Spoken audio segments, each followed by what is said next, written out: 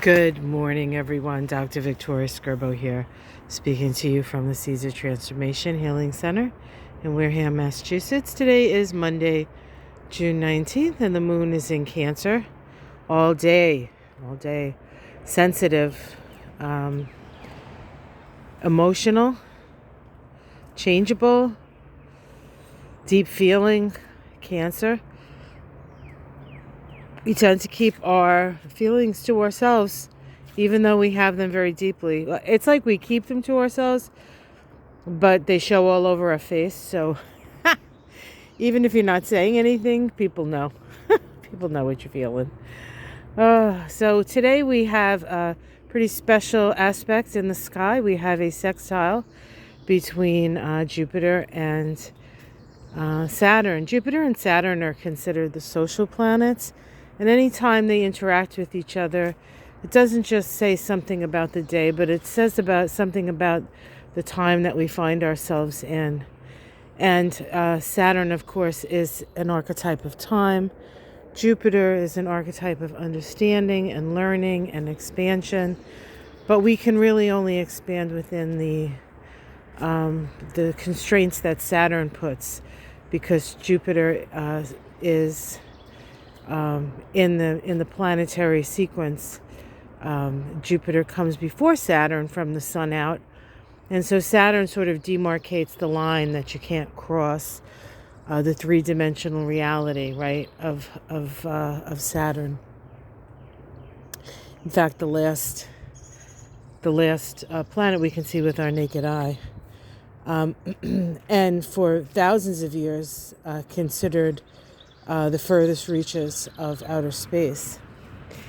So until they discovered Uranus, then Neptune, then Pluto, then many, many others, of which we are still trying to navigate our understanding through.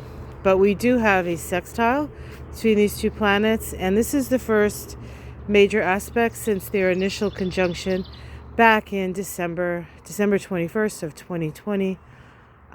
In fact, that was the winter solstice that year.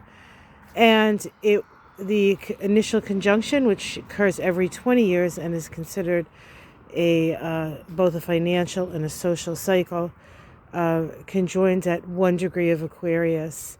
That first degree of Aquarius is a potent degree, because we know Pluto pretty much sat at that first degree of Aquarius for about 3 months before it went back into Capricorn. And there have been numerous other conjunctions at that 1 degree of Aquarius mark, interestingly. And of all the degrees, 1 degree, I think we had 2 or 3 other synodic cycles that began with that degree.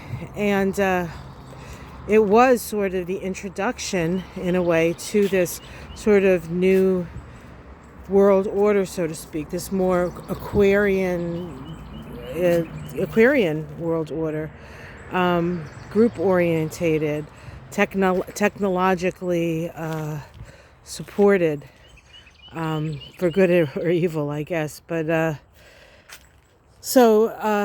this sextile is one of opening the lines of communication.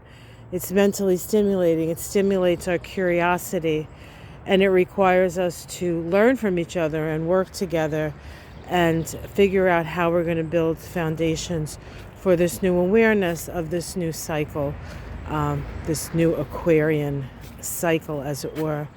So it's a good day for research. It's a good day for conversation. It's a good day to learn. We also have Mercury make a sesquiquadrate to Pluto, which tends us towards the suspicious mind. But then we also have a sesquiquadrate between Venus and Neptune. It's interesting because Venus and Mercury have been sort of moving together, not in the same place, not in the same sign necessarily or same degree, but they've been having simultaneous interactions with the the transpersonal planets, those outer planets, almost like at the same time. It's just been very interesting. I noticed a pattern.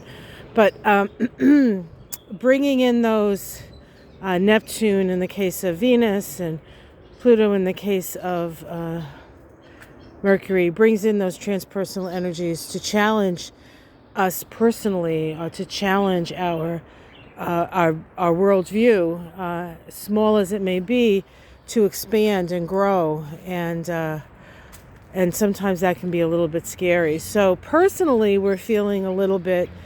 Either we can be feeling that there's like somebody looking over our shoulder, or we can be just a little bit too optimistic, especially around relationships. So we need to be a little discerning about the personal decisions we make today, less so about the collective decisions, and working towards the common good.